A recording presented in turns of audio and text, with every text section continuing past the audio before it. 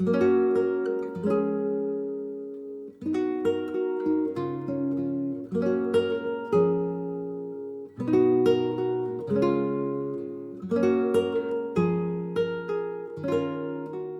is Glaiza for Classical Adventures for One, where I read classical work dramatically and discuss things about that work that I find interesting and want to share with my listeners.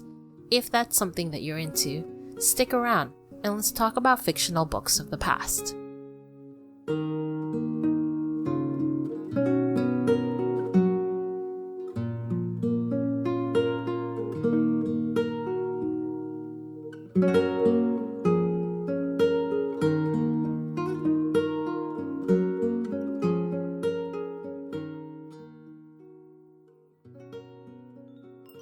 Today's dramatic reading is Chapter 7, where Alice visits a mad tea party.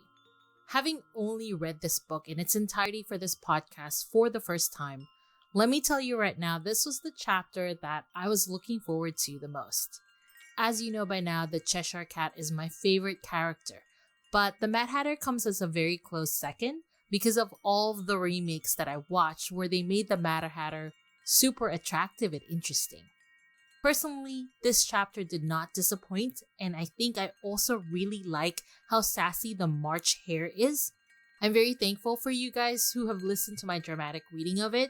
If you haven't, it's not too late. The link to it is below, and you can listen to me dramatically act through this chapter, or at least attempt to. Today's artworks are very close to my heart. It was done by no other than my very handsome and very talented husband, Michael. He does all kinds of talented things that I can't really match up to, but one of the things I know I love about him is his sort of absurd drawings. There's this drawing of his that is not allowed anywhere near me because it's just a bunch of mouth and teeth. It looks super surreal and cool, but it will give me nightmares if I wake up and the first thing I see is that picture. He doesn't have a channel for art stuff, but he does have a YouTube channel. In fact, he was one of the reasons why I started this podcast. I got jealous of him buying his mics and talking about starting his show, and I said to myself, man, I want to do that too. And that little jealousy started this little seed that turned into this podcast. If you're interested in video games and watching my cutie pie husband play video games, why don't you give him a little click and tell him I sent you? Now, it might not surprise some of you to know that I'm a big fan of Marvel movies, with its spin-offs and sequels and movies being interconnected to one another. I'm not ashamed to say that I'm one of those people that really enjoyed the whole journey from Iron Man to Endgame. I also am one of the few people that really enjoyed the newer Star Wars movies with Kylo Ren being my favorite character of the series. What can I say? I just love a good character growth, anti-hero turned hero story. I also really enjoy revisiting my favorite worlds. I love sequels and spin-offs and remakes. I'm basically Hollywood's target audience, and many people my age and older than me might hate me for it, but life's too short to not enjoy oneself, and I will enjoy every single remake that Disney puts out. Except maybe Mulan? I just need some Mushu and Shang in my life, you know? Having said all of that, this episode is dedicated to the much-loved sequel of Alice in Wonderland, Through the Looking Glass and What Alice Found There. Have you ever watched a sequel that blows the original movie out of the water? I think Through the Looking Glass was that sequel. I'd like to argue that Through the Looking Glass is actually better loved than Alice in Wonderland. In fact, it was probably due to Through the Looking Glass's popularity that even caused a lot of people to revisit and cherish Alice in Wonderland itself. It was the Winter Soldier to Captain America's The First Avenger, or The Godfather 2 to The Godfather to my non-MCU listeners. I love this book so much that I even played with the idea of having bonus episodes of dramatic readings, but it's just so much and I don't know, maybe, we'll see. The themes of Through the Looking Glass and What Alice Found There is pretty clear early on, and it focuses on two main ideas, chess and mirror images. According to Lenny from AliceInWonderland.net, during the 6 years since Charles wrote the Wonderland book, he had been teaching Alice Little and her sisters how to play chess. He made up stories that he had used to illustrate the moves of the pieces and the rules of the game. Several of these stories were used for his second Alice story. The early editions of the book starts off with a chessboard with chess pieces and a list of moves. My personal copy of the book also has this, but I'm not a very capable chess player, so I don't really understand a lot of what's going on in that first part.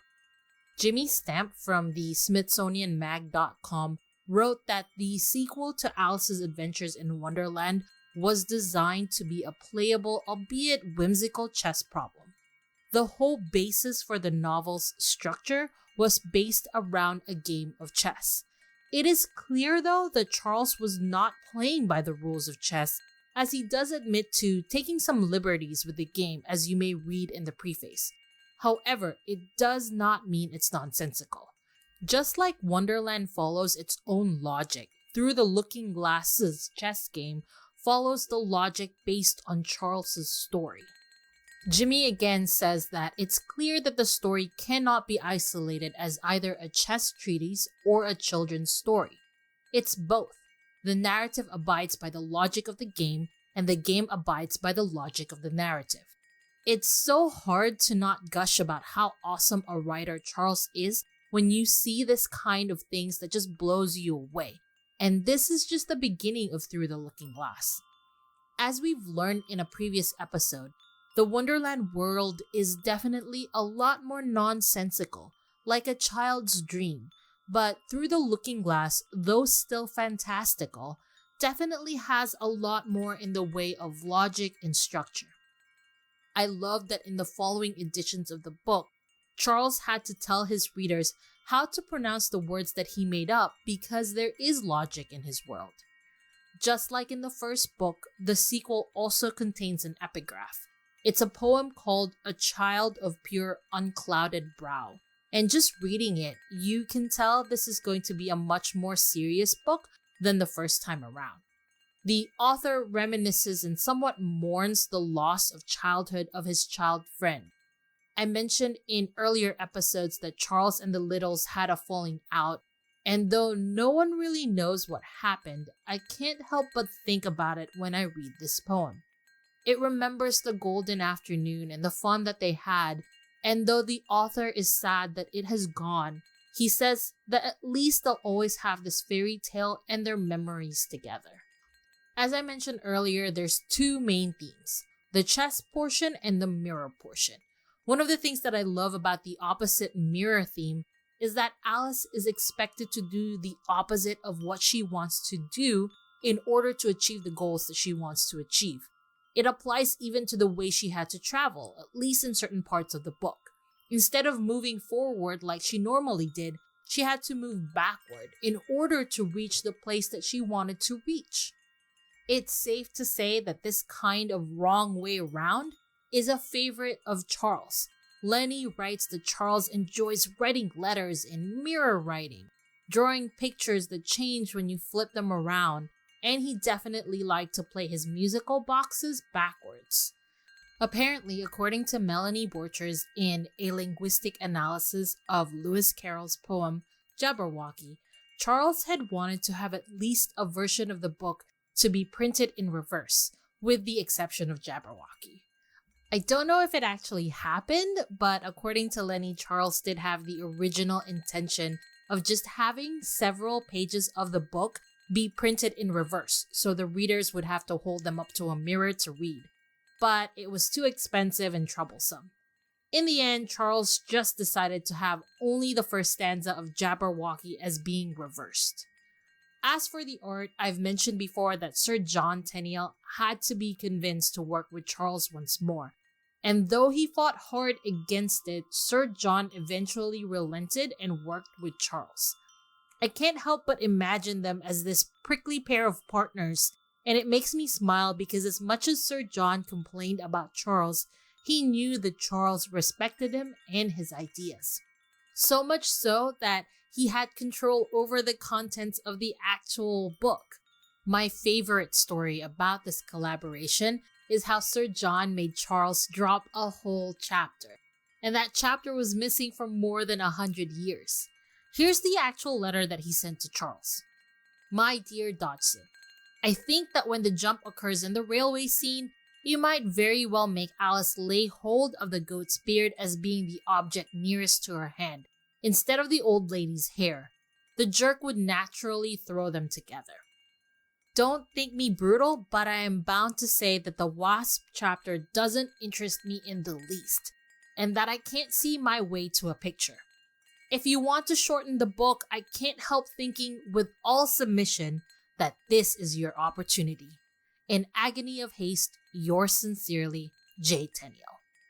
Sir John also stated that he just can't draw a wasp in a wig, that it was altogether beyond the appliances of art. And so the most common view about why this chapter was dropped was because Sir John just didn't want to draw a picture of a wasp in a wig. So I made my husband draw a picture of a wasp in the wig, and I honestly liked it. When I said that this chapter was missing for more than 100 years, I meant it, as Through the Looking Glass was first published in December 27, 1871, and The Wasp in the Wig was discovered in June 3, 1974.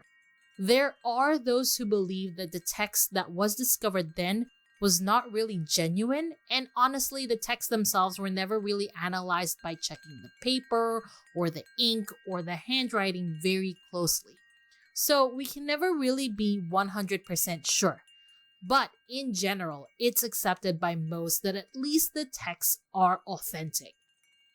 But you know what? Since I won't be reading Through the Looking Glass for you listeners, I thought maybe I could read a part of the missing chapter out loud for you here. So, here you have it, a dramatic reading of my favorite part of the missing chapter of Through the Looking Glass called A Wasp in a Wig.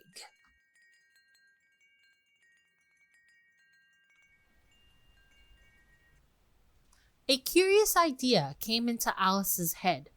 Almost everyone she had met had repeated poetry to her, and she thought she would try if the wasp couldn't do it too. Would you mind saying it in rhyme? She asked very politely. It ain't what I'm used to, said the wasp. However, I'll try. Wait a bit. He was silent for a few moments, and then began again. When I was young, my ringlets waved, and curled and crinkled on my head. And then they said, you should be shaved, and wear a yellow wig instead. But when I followed their advice, and they had noticed the effect, they said I did not look so nice, as they had ventured to expect. They said it did not fit, and so it made me look extremely plain. But what was I to do, you know? My ringlets would not grow again. So now that I am old and gray, and all my hair is nearly gone, they take my wig from me and say, how can you put such rubbish on? And still whenever I appear, they hoot at me and call me pig. And that's why they do it, dear, because I wear a yellow wig. I'm very sorry for you, Alice said heartily. And I think if your wig fitted a little better, they wouldn't tease you quite so much. Your wig fits very well, the wasp murmured, looking at her with an expression of admiration. It's the shape of your head as does it. Your jaws ain't well shaped, though. I should think you couldn't bite well. Alice began with a little scream of laughing, which she turned into a cough as well as she could. At last, she managed to say gravely, I can bite anything I want. Not with a mouth as small as that, the wasp persisted. If you was a fighting, now, could you get hold of the other one by the back of the neck? I'm afraid not, said Alice. Well, that's because your jaws are too short. The wasp went on, but the top of your head is nice and round. He took off his own wig as he spoke and stretched out one claw towards Alice, as if he wished to do the same for her, but she kept out of reach and would not take the hint. So he went on with his criticisms. Then, your eyes. They're too much in front, no doubt. One would have done as well as two, if you must have them so close. Alice did not like having so many personal remarks made on her, And as the wasp had quite recovered his spirits and was getting very talkative, she thought she might safely leave him. "I think I must be going on now," she said. "Goodbye." "Goodbye and thank ye," said the wasp.